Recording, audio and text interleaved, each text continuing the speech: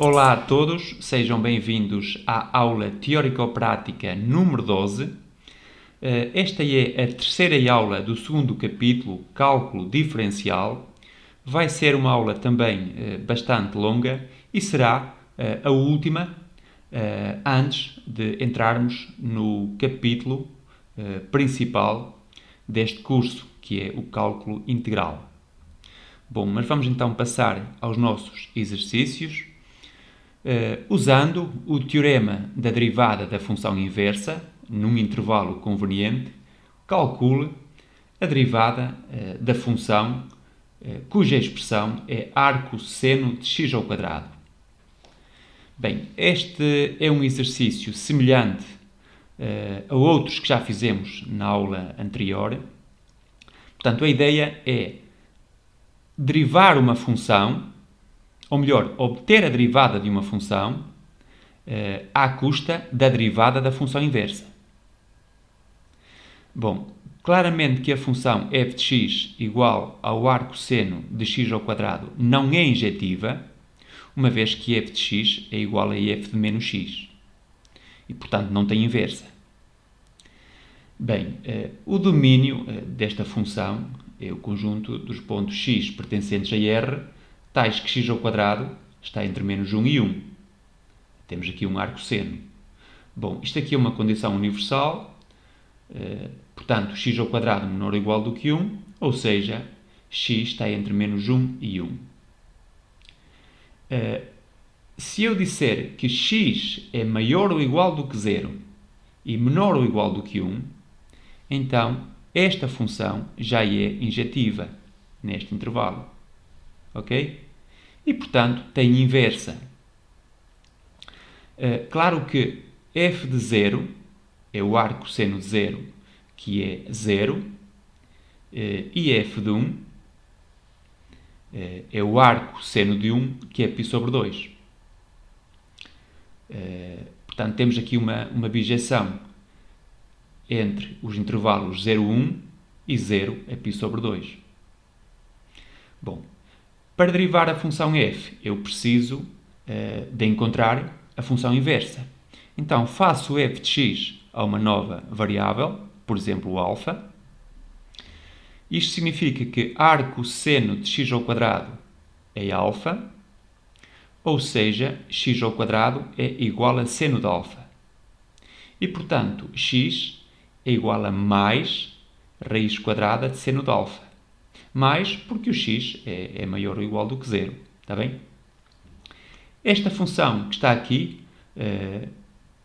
raiz quadrada de seno de alfa, será a inversa da função f. Portanto, eu vou denotar por g, em vez de f menos 1. Apenas para simplificar a notação, mas é indiferente escrever g ou f menos 1, desde que escrevam o que está aqui, evidentemente. Bom, então o que é que eu vou fazer agora? Vou derivar a função inversa da função f, ou seja, vou derivar a função g. Portanto, o g' de alfa é a derivada de seno de alfa elevado a 1 meio. Ok? Isto aqui é uma potência. A raiz quadrada é uma potência. Bom, isto é igual a 1 meio vezes seno de alfa elevado a 1 meio menos 1 vezes a derivada de seno de alfa, que dá então 1 meio vezes seno de alfa elevado a menos 1 meio, ou seja, 1 sobre seno de alfa elevado a mais 1 meio, vezes a derivada do seno, que é o cosseno. E, portanto, isto dá cosseno de alfa sobre 2 vezes raiz quadrada de seno de alfa. Ok, já temos então a expressão da derivada da função inversa, ou seja, da função g. Agora, o teorema da derivada da função inversa diz-nos que a derivada da nossa função, ou seja, f' de x, a derivada de f em x é o inverso da derivada de g em alfa. Cá está. Bom, mas isto é igual, o inverso disto é 2 raiz quadrada de seno de alfa sobre cosseno de alfa. Bom, mas raiz quadrada de seno de alfa é o G de alfa. Portanto, isto é x. Aqui é x. E agora temos aqui este 2. Sobre cosseno de alfa. Bom, cosseno de alfa é mais ou menos raiz quadrada de 1 menos seno ao quadrado de alfa. Mas como o alfa está entre 0 e π sobre 2, onde o cosseno é positivo, portanto será mais raiz quadrada de 1 menos seno ao quadrado de alfa. Mas, reparem, seno de alfa é x ao quadrado. Portanto, isto dá raiz quadrada de 1 menos x ao quadrado, ou seja, raiz quadrada de 1 menos x à quarta. E, portanto, f' de x, que é a derivada desta expressão, que está aqui, é igual a 2x sobre raiz quadrada de 1 menos x à quarta. Aqui tenho que considerar x diferente de 1, uma vez que se o x fosse 1, aqui daria 0, coisa que não pode acontecer. Portanto, temos que excluir apenas o 1. Ok? Bom, e desta forma nós obtivemos então a derivada desta expressão, mas recorrendo ao teorema da derivada da função inversa. Bom, vamos então passar a um novo exercício. Agora temos um limite quando x tende para 1 da tangente de πx sobre 4 elevado à tangente de πx sobre 2. Notem que quando x vai para 1, a base está a tender para a tangente de π sobre 4, que é 1, e aqui o expoente vai para a tangente de π sobre 2, ou seja, infinito. Temos, portanto, uma indeterminação do tipo 1 elevado a infinito. É claro que eu vou recorrer à regra de L'Hopital e vou proceder de acordo com a aula anterior. Neste tipo de indeterminações, em que temos potências 1 elevado a infinito, 0 elevado a 0, ou então infinito elevado a 0, eu faço sempre desta maneira. Deixo ficar aqui o meu limite sossegado e o que eu faço então é isto. Eu vou calcular o logaritmo natural do meu limite. Ok? Portanto, depois, no fim, já vão perceber. Portanto, logaritmo de limite quando x tende para 1 da tangente de πx sobre 4 elevado à tangente de πx sobre 2. Bom, igual. Primeira coisa a fazer é permutar aqui o ln com o limite. Vão trocar de posição. Isso é possível. Portanto, ficamos com o limite quando x tende para 1 de ln da tangente de πx sobre 4 elevado à tangente de πx sobre 2. Agora vou usar as propriedades dos logaritmos. Portanto, aqui esta expoente passa cá para trás a multiplicar pelo ln.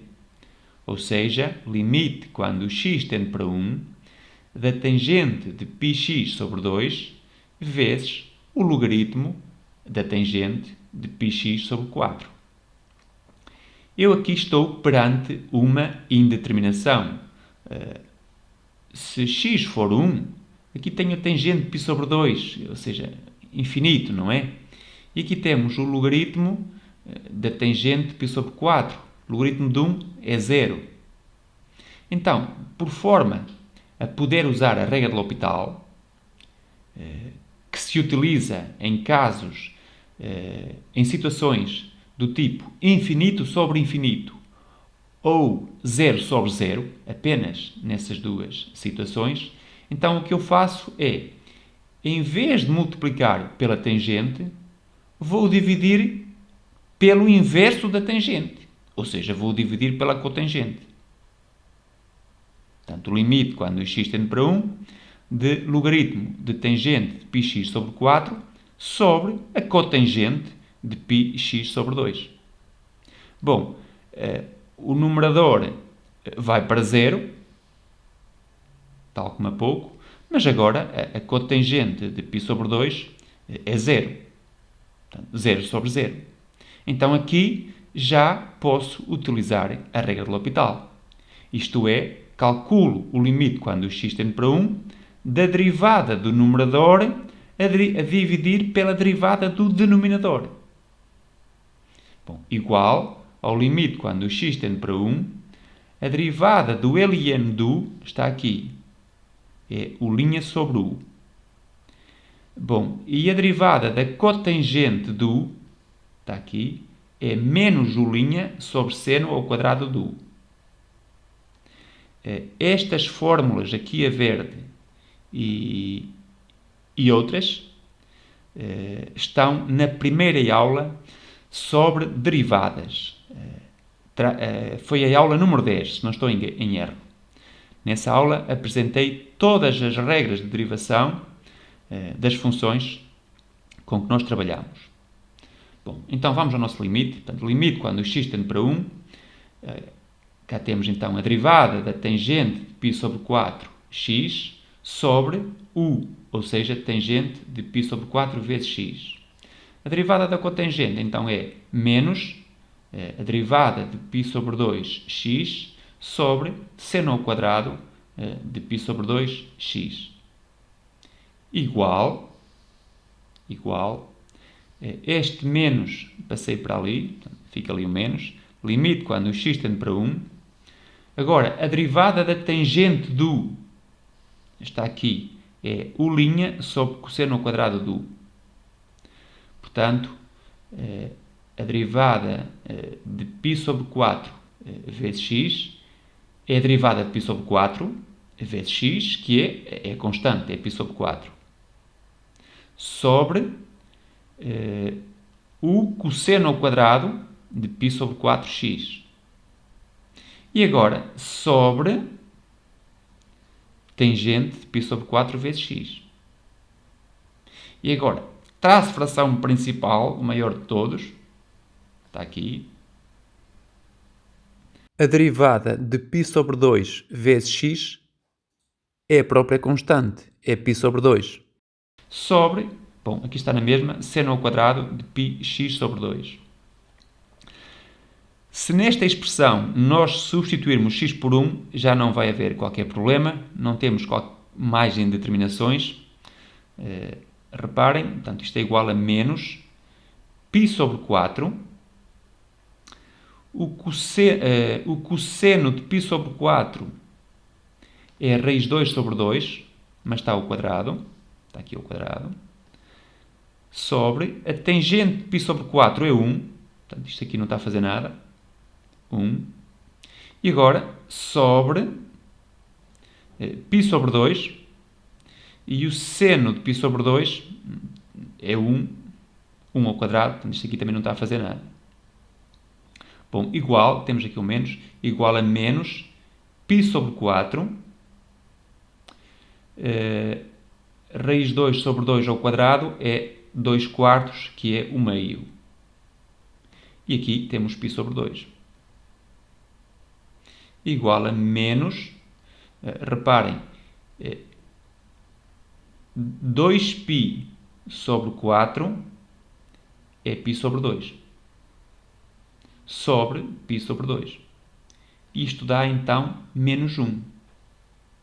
Bom, mas menos 1 não é o valor do meu limite. Logaritmo do meu limite deu menos 1. Então, o meu limite é igual a e elevado a menos 1, ou seja, 1 sobre e. Tá bom? Vamos então passar ao próximo exercício.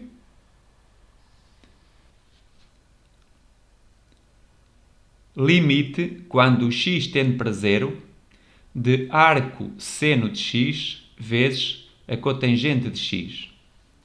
Bom, o arco seno de 0 é 0 e a cotangente de zero não existe, mas vai para infinito. 0 vezes infinito. Bom, por forma a poder utilizar a regra de L'Hopital, isto é, de maneira a cair numa indeterminação do tipo 0 sobre 0 ou infinito sobre infinito, então, em vez de multiplicar pela cotangente, eu posso dividir pela tangente, que vai dar o mesmo. Portanto, temos então o limite quando o x vai para 0 de arco seno de x sobre a tangente de x. E agora sim, o numerador vai para 0 e o denominador vai para a tangente de 0, que também é 0. Então, o que há a fazer é calcular o limite quando o x tende para 0 da derivada do numerador a dividir pela derivada do denominador.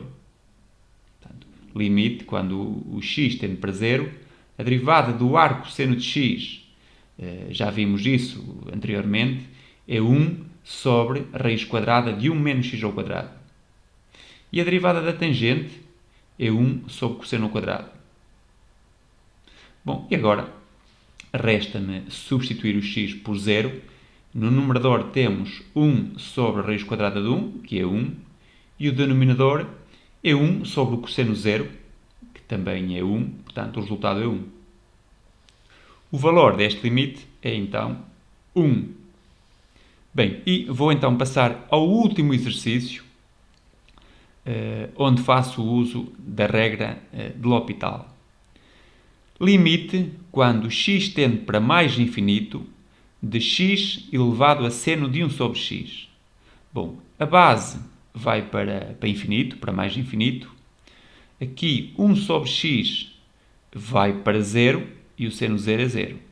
Portanto, estamos perante uma indeterminação do tipo infinito elevado a 0. Existem 3 tipos de indeterminações que são potências. Bom, nestes casos eu faço sempre da mesma maneira. Seja ele este limite, certo? Se o logaritmo dele for a k, então L é E elevado a k. Portanto, o que eu vou fazer é calcular o logaritmo de L. Isto é, eu vou calcular o logaritmo do meu limite. Neste tipo de indeterminações, eu procedo sempre desta maneira. Portanto, vamos então calcular o logaritmo deste limite. O logaritmo do limite que me é pedido. Logaritmo do limite quando o x tende para mais infinito de x elevado a seno de 1 sobre x. Isto é igual, agora faço aqui aquela troca, ao limite quando o x tende para mais infinito de ln de x elevado a seno de 1 sobre x. Agora passo este expoente a multiplicar pelo logaritmo. Portanto, o limite quando o x vai para mais infinito de seno de 1 sobre x vezes ln de x. Aqui decidi fazer uma mudança de variável. Vou designar 1 sobre x por h. Está aqui. 1 sobre x igual a h. Como o x vai para mais infinito, então o h vai para 0 mais. Portanto, limite quando o h tende para 0 por valores superiores, seno de h vezes o ln de x. Mas o x é 1 sobre h.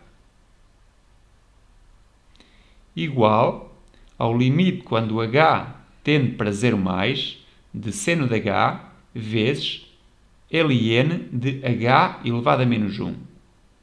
Bom, novamente, este expoente menos 1 pode passar para trás do ln a multiplicar, mas como é uma constante, pode mesmo vir aqui para fora, para trás do limite.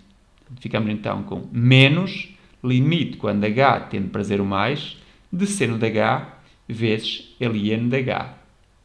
Bom, o seno de 0 é 0 e o logaritmo de h, quando h tende para 0 por valores superiores, é menos infinito.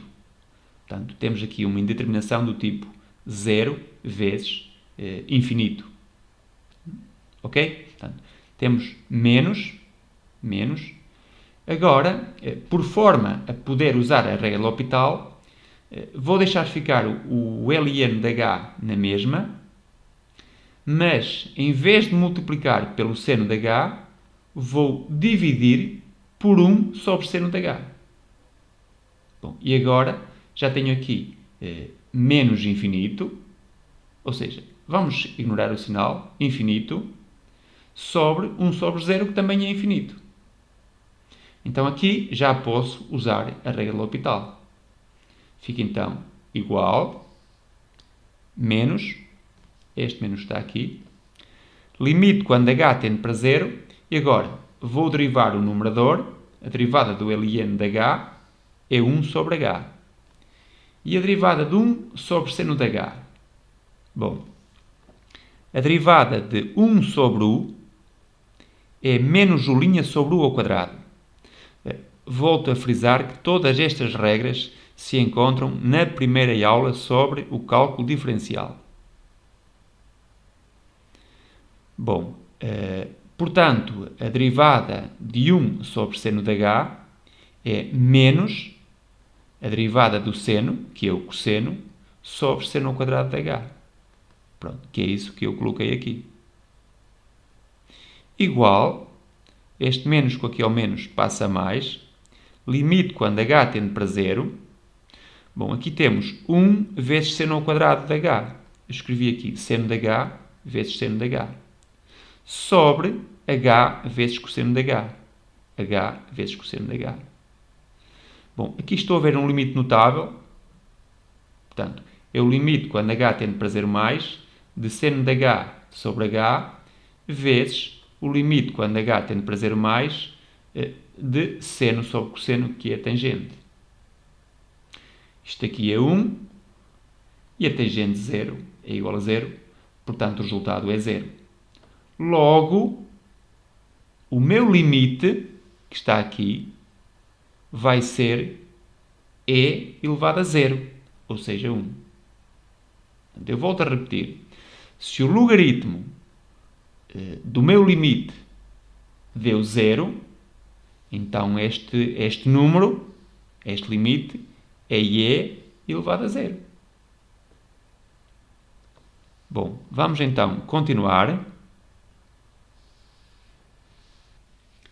Os próximos exercícios serão sobre 2 teoremas relacionados com funções diferenciáveis em intervalos fechados e limitados AB. Estou a falar do teorema de Rolle e do teorema de Lagrange, ou teorema do valor médio, que é uma sua generalização. Antes de resolver este exercício, eu vou enunciar o teorema de Rolle. Diz então o seguinte: seja f uma função contínua no intervalo fechado AB e diferenciável no interior do intervalo. Se f de A é igual a f de B, então existe pelo menos um ponto C entre A e B onde a derivada é nula, isto é, a reta tangente ao gráfico é horizontal. Pode existir mais que um ponto. Neste caso, existiriam 3. Bom, considere a função f definida por f de x igual a x ao cubo mais 4x² menos 7x menos 10. A linha A mostra que no intervalo fechado menos 1 a 2, a função f satisfaz as condições do teorema de Rolle. E depois, na linha B, pretendemos determinar um ponto C entre menos 1 e 2, tal que f' de C é igual a 0. Bom, claramente que f é contínua no intervalo fechado de menos 1 a 2, uma vez que f é uma função polinomial e os polinómios são funções contínuas em R. E, portanto, também são contínuas neste conjunto mais pequeno. Evidentemente que a nossa função f é derivável no interior do intervalo, porque f é derivável em R. Não é preciso justificar mais nada neste caso. Agora, f de menos 1 é igual a menos 1 ao cubo, mais 4 vezes menos 1 ao quadrado, menos 7 vezes menos 1, menos 10. Portanto, isto é igual a menos 1, mais 4, mais 7, menos 10. 3 e 7, 10. Menos 10 é igual a 0. Aqui, f de 2 é igual a 2 ao cubo, mais 4 vezes 2 ao quadrado, menos 7 vezes 2, menos 10. 2 ao cubo é 8. 4 vezes 4 é 16. Menos 14, menos 10. 16 e 8, 24. Menos 14, 10. Menos 10 dá 0. Não interessa o resultado ser 0. O que interessa é que f de menos 1 é igual a f de 2. Ok? f de A tem que ser igual ao f de B. Logo, a função f satisfaz as três condições do teorema de Rolle no intervalo menos 1 a 2. E, portanto, sabemos já que existe um ponto C entre menos 1 e 2, onde a derivada da função é nula. Na linha B, vamos encontrar esse ponto C. Para isso, eu vou derivar a função f' de x é igual a 3x² mais 8x menos 7. Portanto, f' de x igual a 0 equivale a dizer que x é igual a menos 8 mais ou menos raiz quadrada de 8 ao quadrado, que é 64, menos 4 vezes 3 é menos 12, portanto, menos 12 vezes menos 7, aqui fica mais, sobre 2 vezes 3. Ou seja, x igual a menos 8 mais ou menos raiz quadrada de 64 mais 7 vezes 2, 14.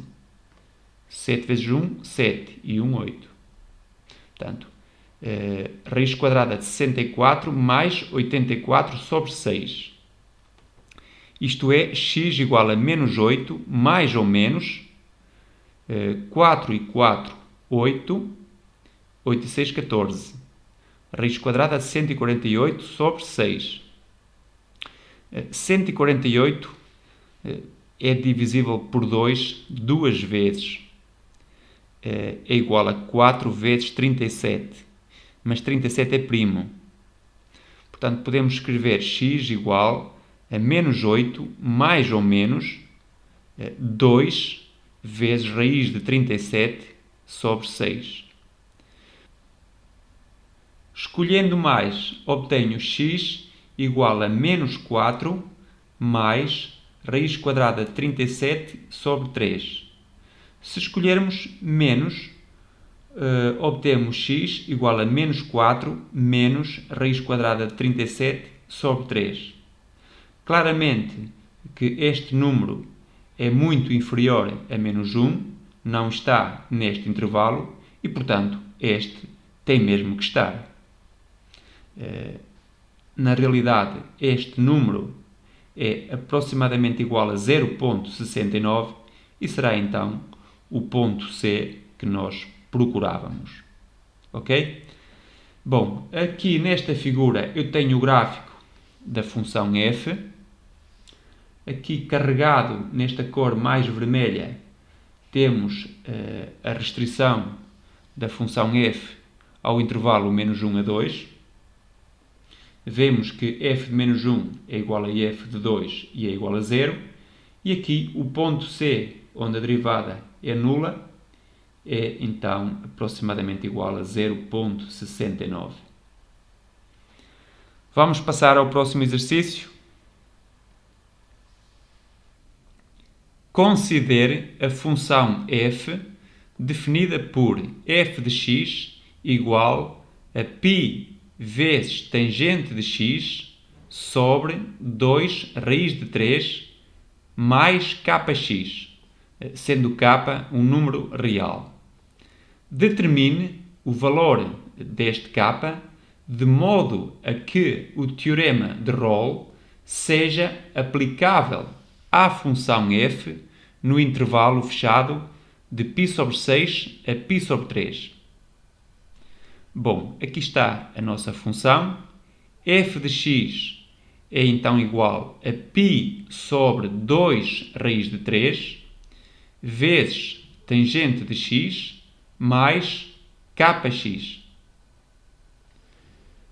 Claramente, f é contínua no intervalo fechado de π sobre 6 a π sobre 3, uma vez que f é contínua, por exemplo, no intervalo de 0 a π sobre 2, fechado no 0, aberto no π sobre 2, e este intervalo contém este intervalo mais pequeno, π sobre 6 a π sobre 3. Logo, a função é evidentemente contínua neste intervalo. Por outro lado, é também evidente que f é diferenciável no interior deste intervalo. A tangente é contínua e diferenciável em todos os pontos da reta, excepto nos pontos da forma π sobre 2 mais kπ. Portanto, neste intervalo, aqui mais pequeno, tudo corre às mil maravilhas. Bom, agora, f de π sobre 6 é igual a π sobre 2 raiz de 3 vezes a tangente de π sobre 6, mais k vezes π sobre 6.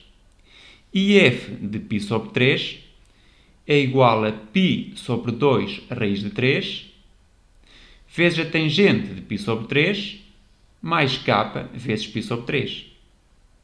Para que o teorema de Rolle seja aplicável à função neste intervalo, é necessário que f de π sobre 6 seja igual ao f de π sobre 3. Isto é, π sobre 2 a raiz de 3 vezes a tangente de π sobre 6, que é igual a 1 sobre raiz de 3, mais k vezes π sobre 6, tem de ser então igual a π sobre 2 raiz de 3 vezes raiz de 3 mais k vezes π sobre 3.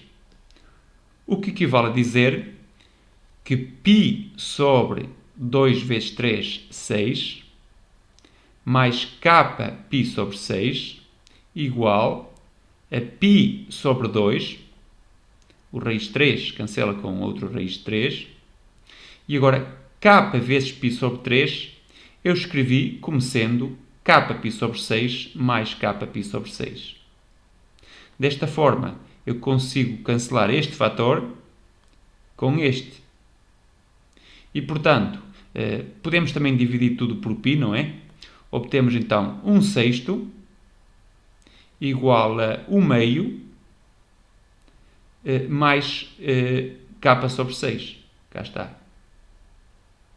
Ou seja, comparando agora os numeradores, e tendo em conta que o meio é 3/6, ficamos com 1 igual a 3 mais k, de onde se conclui que k é igual a menos 2. Encontramos então desta forma o valor de k, de maneira a que o teorema de Rolle seja aplicável a esta função neste intervalo. Vamos continuar. Agora vou enunciar o teorema de Lagrange, ou teorema do valor médio, e diz-nos então o seguinte: seja f uma função contínua neste intervalo fechado e derivável no interior do intervalo. Então, existe um ponto C entre A e B tal que f' de C é igual a f de B menos f de A sobre B menos A. Eu tenho aqui uma figura para nos ajudar a perceber o significado geométrico do teorema de Lagrange. Portanto, temos aqui o gráfico da nossa função definida no intervalo AB. Dizer que f' de C é igual a f de B menos f de A sobre B menos A equivale a dizer que existe aqui um ponto C entre A e B, onde a reta tangente ao gráfico neste ponto, CF de C, é paralela à secante R, ao gráfico da função f, pelos pontos A, f de A e B, f de B. Portanto, no ponto C, a variação instantânea da função é igual à variação média da função no intervalo AB. Ok? Vamos então continuar. Verifique que o teorema de Lagrange é aplicável às seguintes funções. Estou a falar desta e desta outra, nos intervalos dados, e determine para cada caso o valor médio C a que o teorema se refere. O valor C é este que está aqui, é este número entre A e B. Bom, primeira situação, f de x é igual ao ln de 1 mais x. E o intervalo AB é o intervalo 0 a e menos 1. Nós temos 1 mais x maior do que 0, portanto x maior do que menos 1. O domínio da função f é o intervalo aberto menos 1 a mais infinito. f' de x é igual a 1 sobre 1 mais x.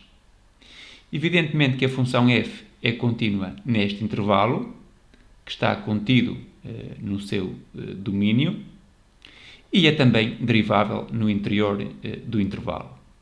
Portanto, a função f satisfaz as condições do teorema de Lagrange.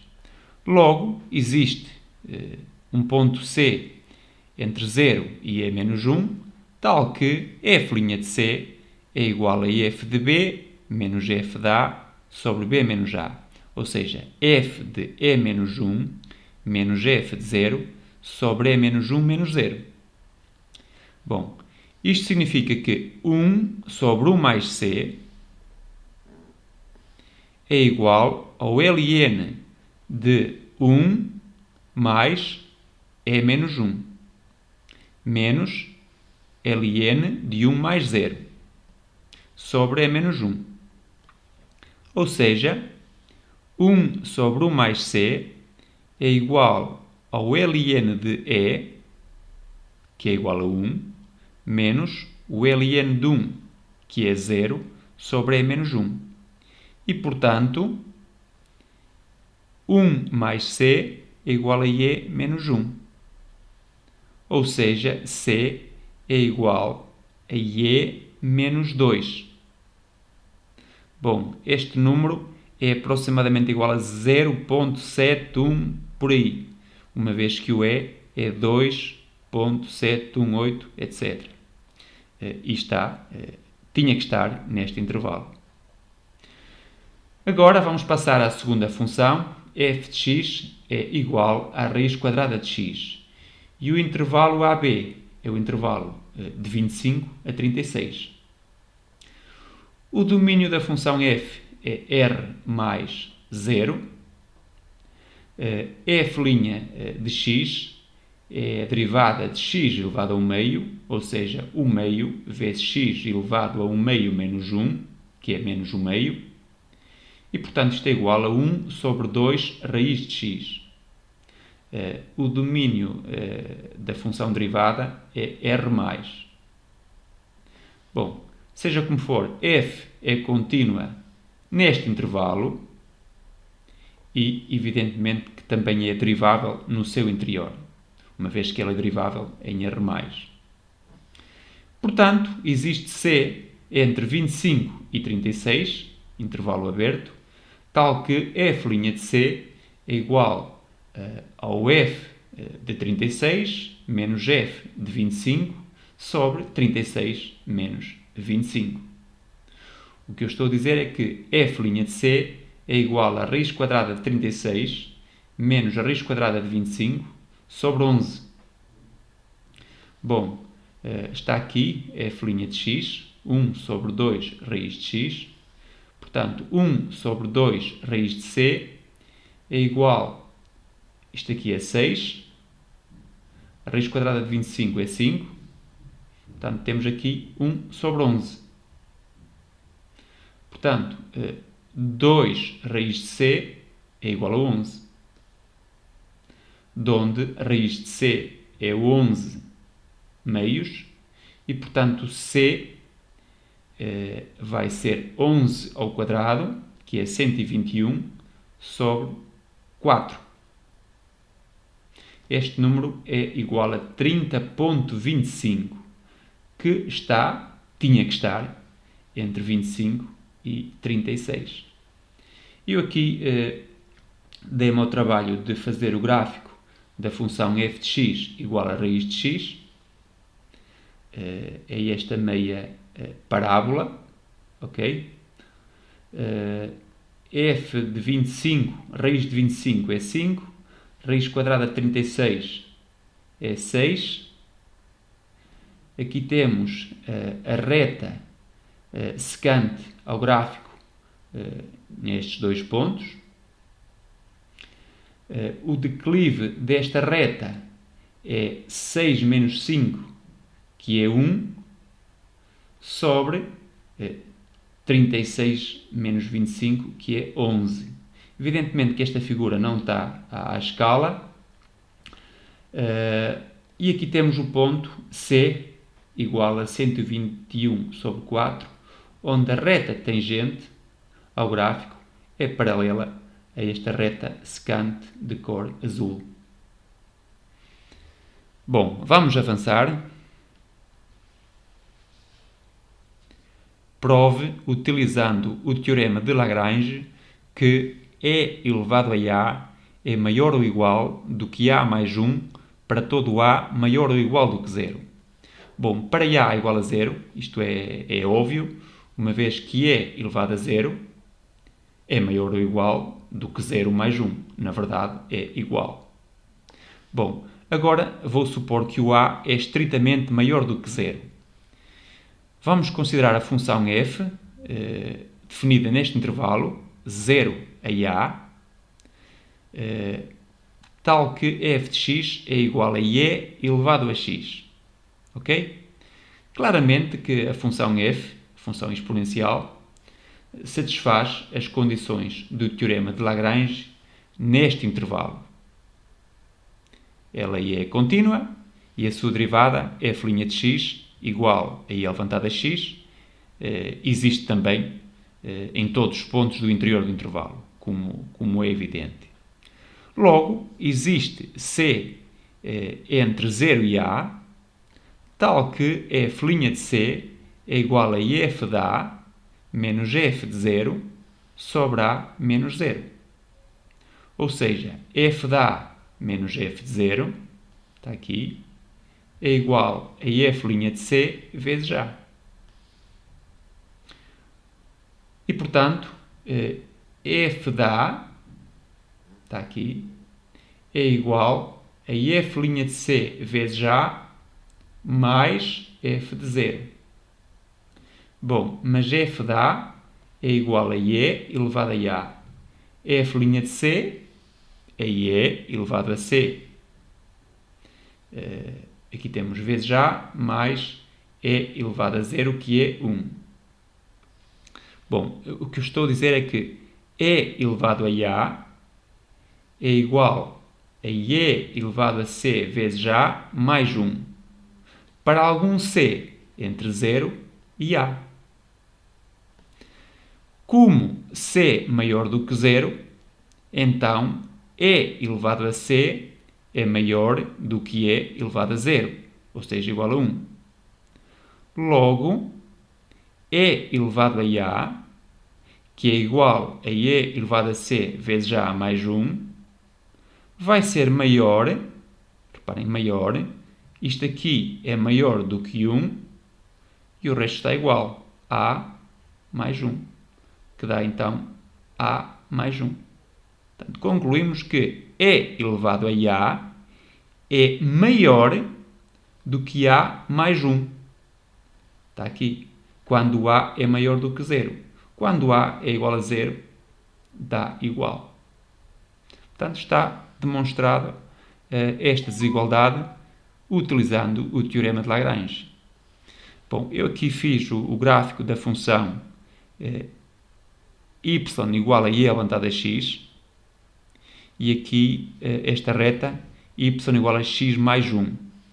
Na realidade, e elevado a a é maior ou igual do que a mais 1 para todo o a pertencente a R, e não apenas para a maior ou igual do que 0. Isso pode ser visto neste gráfico. Ok? Bom, mas sem recorrer ao gráfico, nós conseguimos demonstrar esta desigualdade apenas utilizando o teorema de Lagrange.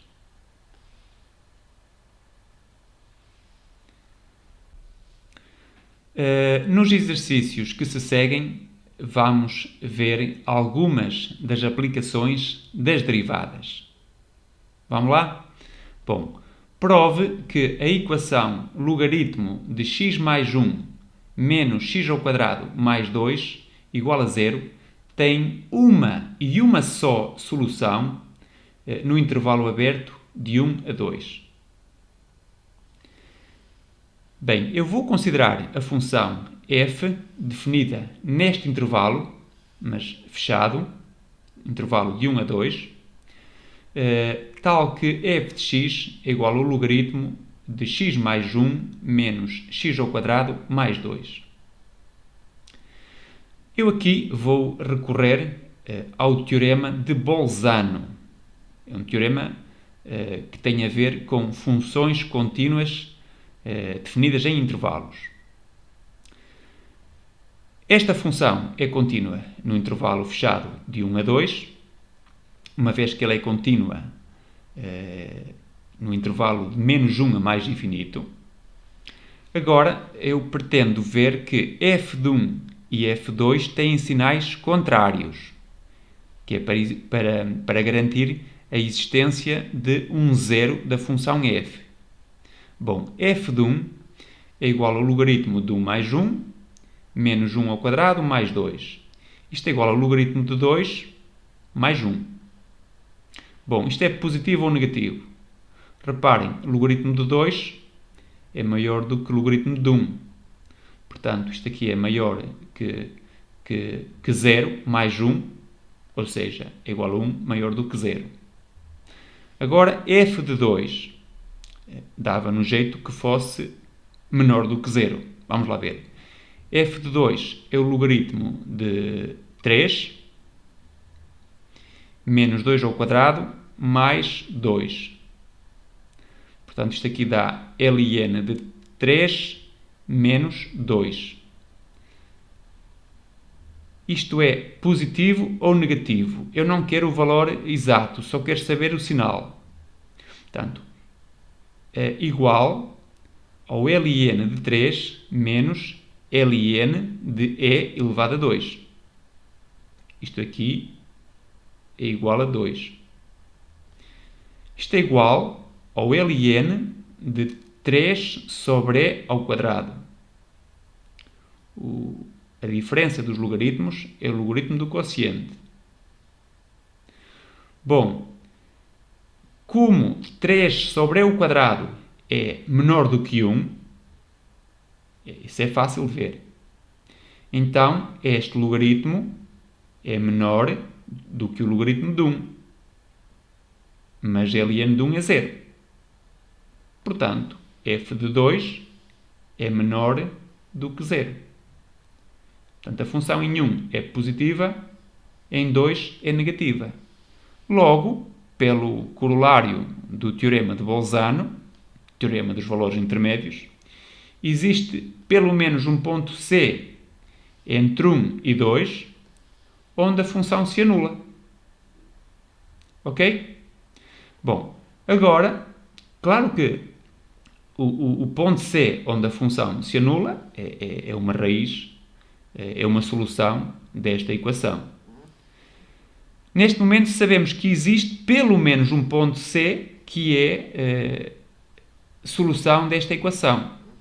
Mas nós queremos mostrar que não existe mais do que uma solução, ou seja, que existe exatamente uma solução. Então, vamos fazer o seguinte. A função f é também derivável neste intervalo. F' de x é igual a 1 sobre x mais 1 menos 2x. Está aqui. Bem, isto é igual a 1 sobre x mais 1 menos 2x vezes x mais 1 sobre x mais 1 igual a 1 menos 2x² menos 2x sobre x mais 1. Ou seja, menos, traço fração, 2x² mais 2x menos 1 sobre x mais 1. E isto é menor do que zero, uma vez que o numerador e o denominador são positivos para todo o x entre 1 e 2. Como temos um sinal menos antes da fração, então o valor é negativo. Portanto, como a derivada é negativa entre 1 e 2, então a função f é estritamente decrescente neste intervalo. E se a função é estritamente decrescente, então só pode cruzar o eixo do x uma única vez. Logo, esta raiz c é única. Tá bom? Portanto, a equação só tem uma única solução neste intervalo, de 1 a 2.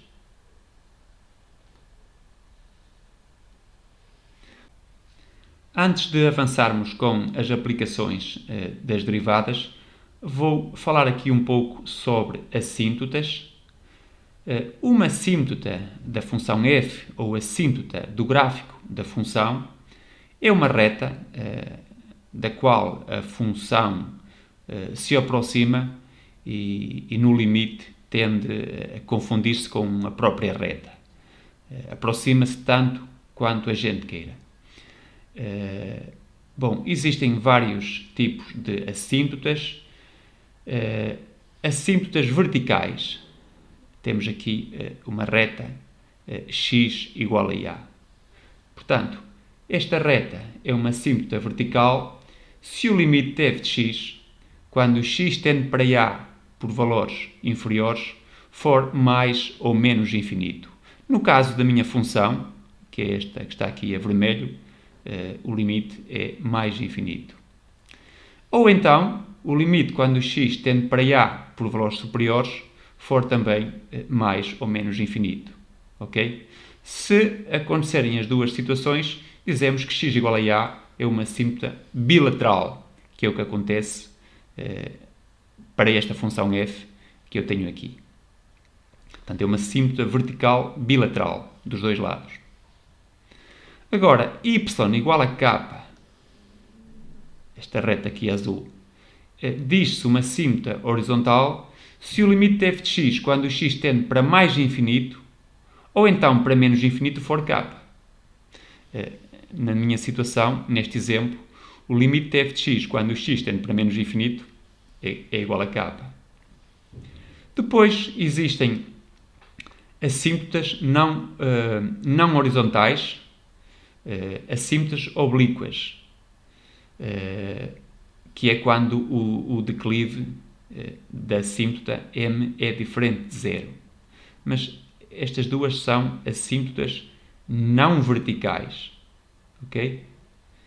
Bom, y igual a mx mais b é uma assíntota oblíqua se o limite de f de x menos mx mais b for zero, quando o x tender para mais infinito, ou então quando o x tender para menos infinito. No caso da minha figura, o limite de f de x menos mx mais b é zero quando o x tende para mais infinito. Ok? Bom, quando esta assíntota existe, o m é dado pelo limite de f de x sobre x quando o x tende para mais infinito, e b é o limite quando o x tende para mais infinito de f de x menos mx. Isto é fácil de deduzir, basta dividirmos aqui tudo por x, ok? Bom, e depois temos que ver a situação em que o x tende para menos infinito. Vamos então continuar. Determine todas as assíntotas da função g de x igual à raiz quadrada de 1 mais x ao quadrado sobre x mais 2x mais 1. O domínio de g é R excepto o zero. Notem que 1 mais x ao quadrado é sempre maior ou igual do que 1 e, portanto, é maior ou igual do que zero. Assíntotas verticais estão associadas a pontos fora do domínio. Portanto, o limite quando o x tende para 0 mais de g de x é igual à raiz quadrada de 1 sobre, vamos pôr aqui 0 mais, está bem? Para percebermos, mais 0 mais 1. Isto aqui é igual a mais infinito mais 1, que é mais infinito. O limite de g de x, quando o x tende para 0 por valores inferiores, é igual a 1 sobre 0 menos, vamos colocar assim, está bem? Mais 1. Menos infinito mais 1 é menos infinito. Portanto, quando o x tende para 0 por valores superiores, a função vai para mais infinito. Quando o x tende para 0 por valores inferiores, a função vai para menos infinito. Portanto, x igual a 0 é uma assíntota vertical bilateral. Eu posso mostrar aqui o gráfico. Cá está. Quando o x tende para 0, a função aqui vai para mais infinito. E neste caso, quando o x tende para 0 menos, a função vai para menos infinito. Bom, mas eu não quero servir-me do gráfico para encontrar as assíntotas. Tá bom? Isso assim seria batota.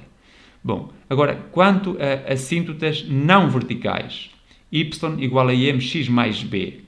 Aqui também estão incluídas as horizontais. Basta que o m seja 0. Então, supondo que existem, o m é igual ao limite, quando o x tende para mais infinito, de g de x sobre x. Tá bom? Isto a dividir por x. Limite quando o x tende para mais infinito, da raiz quadrada de 1 mais x ao quadrado sobre x, ou seja, sobre x quadrado, mais 2 mais 1 sobre x. Igual ao limite quando x vai para mais infinito, raiz quadrada de 1 mais x ao quadrado, sobre raiz quadrada de x à quarta. Tá bom? Isto aqui é igual a x ao quadrado. Bom, mais 2 e o limite de 1 sobre x é 0, quando o x tende para mais infinito. Bom, igual ao limite quando o x tende para mais infinito, raiz quadrada de 1 sobre x à quarta mais x quadrado sobre x à quarta, que é 1 sobre x quadrado. Bom, claramente que mais 2, não é? Isto é igual a 0, quando o x vai para infinito, isto aqui vai para 0 e isto também. Portanto, o resultado é 2. Já temos o m, agora vou calcular o b.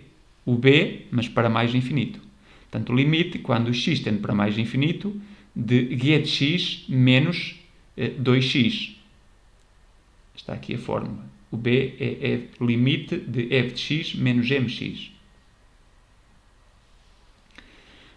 limite quando x tende para mais infinito de raiz quadrada de 1 mais x ao quadrado sobre x mais 2x mais 1 menos 2x. Este 2x cancela com este menos 2x, igual ao limite quando o x tende para mais infinito. X é igual a raiz quadrada de x ao quadrado, ok? Mais 1. Bom, isto é o limite quando o x tende para mais infinito de raiz quadrada de 1 sobre x quadrado mais x quadrado sobre x quadrado. Portanto, aqui fica mais 1. E agora mais 1. E o limite disto é 0 mais 1, que dá 2. Portanto, o b é igual a 2. Logo, y igual a 2x mais 2 é uma assíntota oblíqua para mais infinito. Bom, podemos confirmar isso agora no gráfico. Cá está.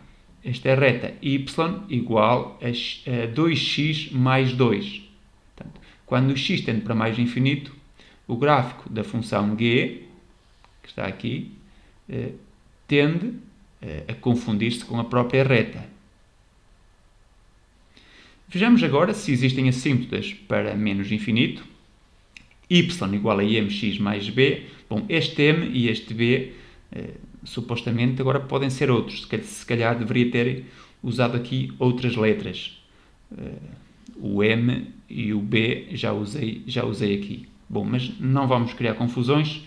O m é o limite quando o x tende para menos infinito de g de x sobre x. Os cálculos são os mesmos que fiz aqui. Tanto faz aqui o x ir para mais infinito como para menos infinito. Uma vez que temos aqui x ao quadrado. Tá bom? Portanto, isto continua a ser igual a 2. Ok? É análogo ao caso anterior. Agora, b é o limite quando o x tende para menos infinito de g de x menos mx, ou seja, menos 2x. Isto é o limite quando o x tende para menos infinito de g de x menos 2x. Portanto, isto vai desaparecer e fica apenas 1 mais x ao quadrado, debaixo da raiz, sobre x mais 1. Igual. Bom, agora não é exatamente igual à situação que tínhamos aqui. Bom, aqui o 2x cancela com menos 2x. Aqui o x não está ao quadrado. Está bem? Este x é negativo. Portanto, o que eu posso dizer é que x é igual a menos raiz quadrada de x ao quadrado. Se x for negativo, x é igual a menos raiz quadrada de x ao quadrado. Por exemplo, se o x for menos 3, isto aqui é menos 3. E o que tenho aqui é a raiz quadrada de menos 3 ao quadrado. Ou seja, a raiz quadrada de 9, que é 3. Com o menos fica igual. Fica menos 3. Ok? Podem também pensar que a raiz quadrada de x ao quadrado é módulo de x. E módulo de x seria positivo. Com este menos passa negativo. O x é negativo. Bom, seja como for, e sem mais detalhes, isto é igual a 1 mais limite quando o x tende para menos infinito. Então, raiz quadrada de 1 mais x ao quadrado sobre menos raiz quadrada de x ao quadrado. Este menos agora passa cá para trás do limite. 1 menos limite quando o x tende para menos infinito. Raiz quadrada grande de 1 sobre x quadrado mais x quadrado sobre x quadrado, que é 1. E, portanto, no limite, quando o x vai para menos infinito, ficamos com 1 menos raiz quadrada de 0 mais 1, ou seja, 1 menos 1 que dá 0. Portanto, o b agora é 0. Y igual a 2x é uma assíntota oblíqua para menos infinito. Vamos confirmar. Cá está. Y igual a 2x é uma assíntota do gráfico da função g, aqui a vermelho. Ok? Bom, e vejamos o que temos a seguir. faça um estudo detalhado de cada uma das seguintes funções, indicando o seu domínio, zeros, intervalos de monotonia, extremos, pontos de inflexão e assíntotas. No final, pretendemos o respectivo gráfico. Temos que desenhar o gráfico da função. A primeira função é f de x igual a x vezes g elevado a x. Claro que o domínio é R. Quanto aos zeros, bom, f de x igual a 0 significa que x vezes g elevado a x é igual a 0. Como e elevado a x é maior do que 0 para todo o x pertencente a R, então x tem que ser igual a 0. Portanto, a função anula-se para x igual a 0. Agora, quanto aos intervalos de monotonia, isto é, intervalos onde a função cresce e intervalos onde a função é decrescente. A ferramenta que utilizamos é o sinal da derivada. Ok? Bom, f' de x é igual a 1 vezes g elevado a x mais x vezes a derivada de elevado a x, que é ela própria. Portanto, f' de x é igual a 1 mais x vezes g elevado a x. Ok? Bom, f' de x é igual a 0 se e só se 1 mais x for igual a 0, ou seja, x igual a menos 1. Portanto, f', a função derivada, anula-se para x igual a menos 1. Bom, e elevado a x é sempre maior do que 0, como disse há pouco. Portanto, se x for maior do que menos 1, se x for maior do que menos 1, então isto é positivo e, portanto, a derivada é positiva. Se x for menor do que menos 1, o mais x é negativo e, portanto, tudo isto é negativo. Logo, entre menos infinito e menos 1, a derivada é negativa, significa que a função é estritamente decrescente. Para x entre menos 1 e mais infinito, a derivada é positiva, logo a função é crescente. O ponto menos 1 será um ponto de mínimo absoluto. A imagem de menos 1 é menos e elevado a menos 1, ou seja, menos 1 sobre e. Vamos passar agora aos pontos de inflexão e concavidades. Ok? Para isso, temos que recorrer à segunda derivada. Bom, aqui está a expressão de f' de x. Portanto, f duas linhas de x é a derivada de 1 mais x vezes g elevado a x, mais 1 mais x vezes a derivada de elevado a x, tal como está aqui. Bom, isto que está aqui é elevado a x, portanto, isto aqui é 1, não é? Obtemos então 2 mais x, que multiplica por e elevado a x. Bom, agora é também fácil ver que para x igual a menos 2, f duas linhas é 0. Se x for menor que menos 2, isto é negativo, portanto, f duas linhas é negativo. Se x for maior que menos 2, isto é positivo e, portanto, tudo isto, ou seja, f duas linhas de x, é positivo.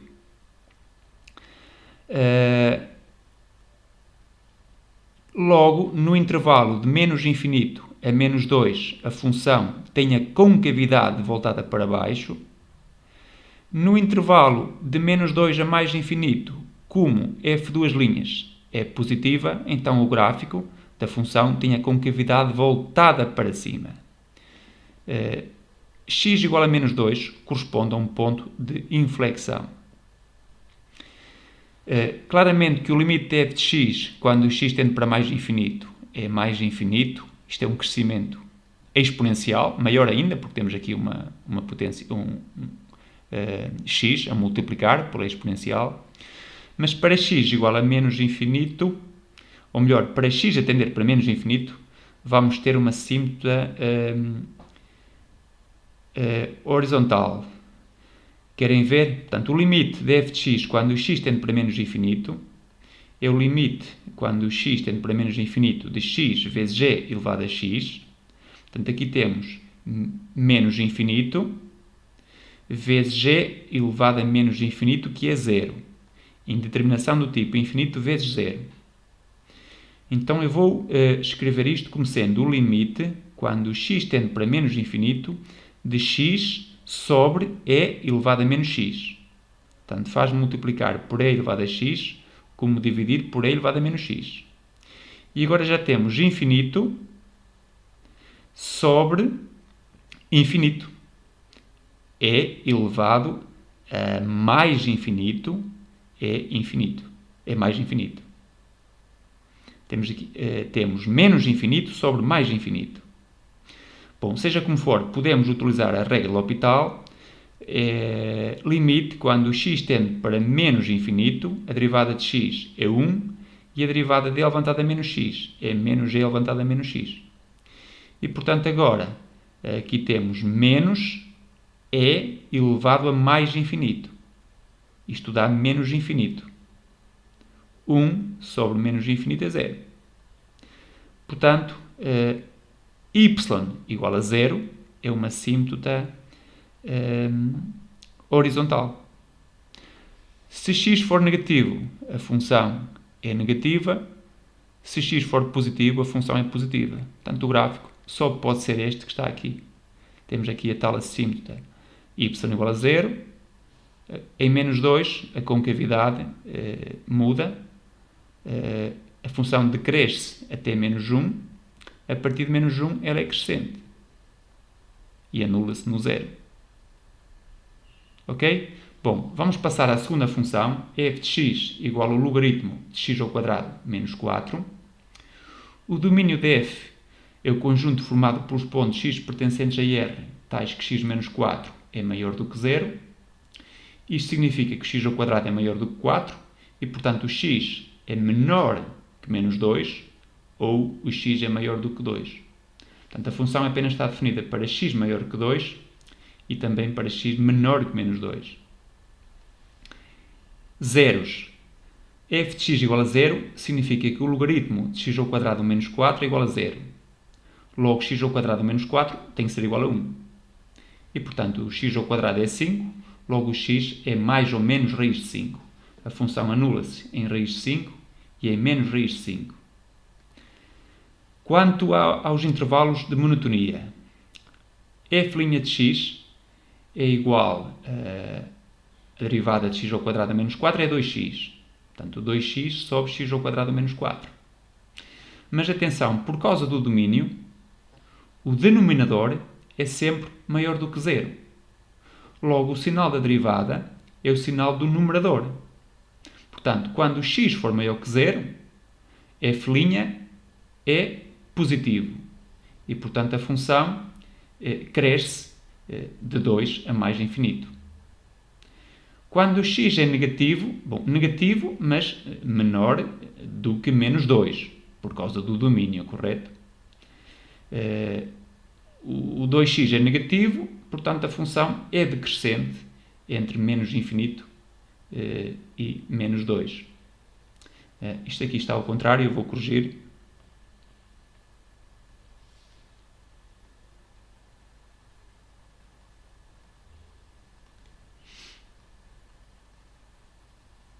Portanto, a função é decrescente e depois é crescente. Bom, f duas linhas de x é derivada deste quociente, portanto será 2 vezes x ao quadrado menos 4, menos 2x vezes a derivada do denominador, que também é 2x, sobre o denominador ao quadrado. Bom, isto é igual 2x² menos 4x² dá menos 2x². E depois menos 8. Portanto, colocando o menos antes do traço de fração, ficamos com menos 2x² mais 8 sobre x² menos 4². Tudo isto é claramente positivo, com aquele menos fica negativo. Significa que a função tem a concavidade sempre voltada para baixo. Não há pontos de inflexão. A função é par. Isto é fácil de ver. Por outro lado, o limite de f de x quando x tende para 2 por valores superiores vai ser o ln de 0 mais, que é menos infinito. E, portanto, penso que está mais que justificado. O limite quando x tende para mais de infinito é mais de infinito. A função só pode ser isto que aqui está, ok? Ela é par, significa que deste lado temos o mesmo. Bom, vamos ao último exercício desta aula e deste capítulo. Temos aqui um exercício bastante curioso, bastante interessante. É uma aplicação das derivadas numa situação prática do dia a dia. Bom, o exercício é este. Pegue numa folha de cartolina quadrada com 1 metro do lado, é esta folha que está aqui, de cor verde, 1 metro por 1 metro. Recorte 4 cantos quadrados e todos iguais. Portanto, vamos ter que pegar numa tesoura e retirar aqui 4 cantos, todos iguais e quadrados.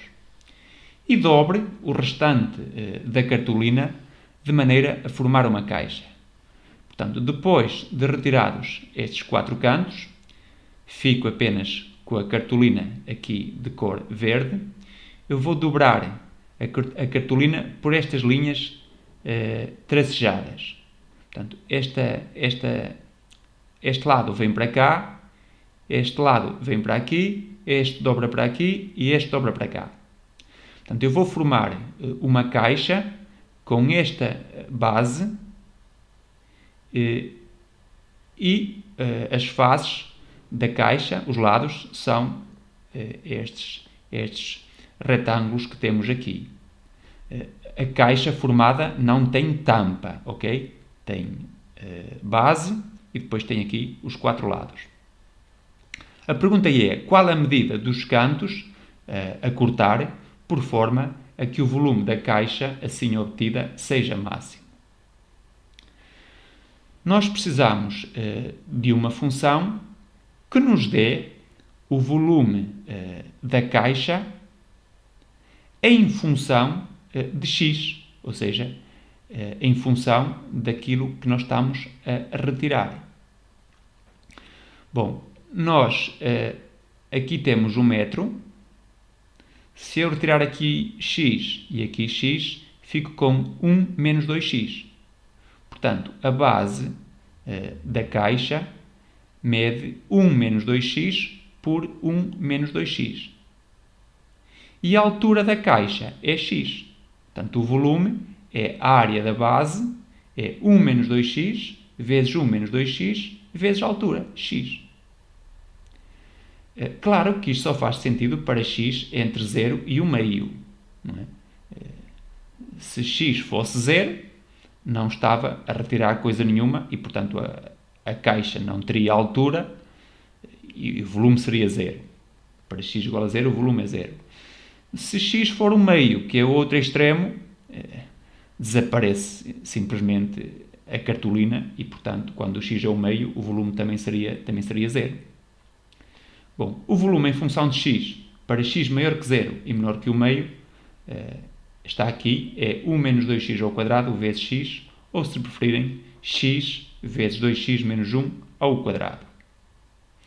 Esta função é sempre positiva para x entre 0 e 1/2 e anula-se para x igual a 0 e para x igual a 1/2. Portanto, nós vamos utilizar a derivada para calcular o máximo da função volume. Num ponto de máximo, a derivada anula-se, correto? Portanto, eu vou determinar v' de x, portanto, é a derivada do produto, a derivada de x é 1, vezes o segundo, 2x menos 1 ao quadrado, mais x vezes a derivada do segundo, ou seja, 2 vezes a base, 2x menos 1 elevado a 2 menos 1, vezes a derivada de 2x menos 1, que é 2. Tudo isto dá 2x menos 1, que eu vou colocar em evidência, que multiplica por 2x menos 1 mais 4x. Ou seja, igual a 2x menos 1 vezes 6x menos 1. Bom, v' de x igual a 0 significa que o x é o meio ou o x é 1/6. Bom, x igual a 1 meio não nos interessa, porque nesse caso, já disse, não teríamos caixa alguma. Portanto, v' de x é igual a 0. Interessa x igual a 1/6. Notem que v' de x está aqui. Isto é um polinómio de segundo grau, em que o coeficiente principal é 12. Portanto, o gráfico de v' é uma parábola voltada para cima. Anula-se para x igual a 1/6 e para x igual a 1 meio. Portanto, v' é positiva antes de 1/6 e é negativa depois de 1/6. Logo, a função v é crescente de 0 a 1/6 e decrescente de 1/6 a 1 meio. Logo, 1/6 vai ser o máximo da função v. Significa que x igual a 1/6, ou seja, retirarem 4 cantos de 1/6 por 1/6, faz com que o volume da caixa seja máximo. 1/6 é igual a 0,16666 metros. Em centímetros, isto é aproximadamente igual a 16,7 centímetros. Portanto, será esse o tamanho do canto a retirarem. Devo medir aqui 16 centímetros,7 e é desta maneira que eu consigo uma caixa com o volume máximo. E já agora, qual é o volume? O volume máximo é V de 1/6. Portanto, chego aqui e vou substituir o x por 1/6. Portanto, isto é 1/6 vezes 2 vezes 1/6 menos 1 ao quadrado, igual a 1/6. Isto aqui é 1/3 menos 1, é menos 2/3. Portanto, 1/6 vezes 4 nonos. Portanto, isto dá 2 sobre 3 vezes 9, 27. Portanto, 2 sobre 27 metros cúbicos. É este o volume da caixa. 2 sobre 27 é igual a 0,074, uma dízima infinita periódica. Metros cúbicos. Passando agora de metros cúbicos para decímetros cúbicos, temos que passar a vírgula para a direita 3 casas. Portanto, isto dá 74, e depois 0,74, etc. Decímetros cúbicos. Portanto, é esse o volume máximo da caixa, 74 decímetros cúbicos. Ok? Bom, eu despeço-me de vocês, ficamos por aqui.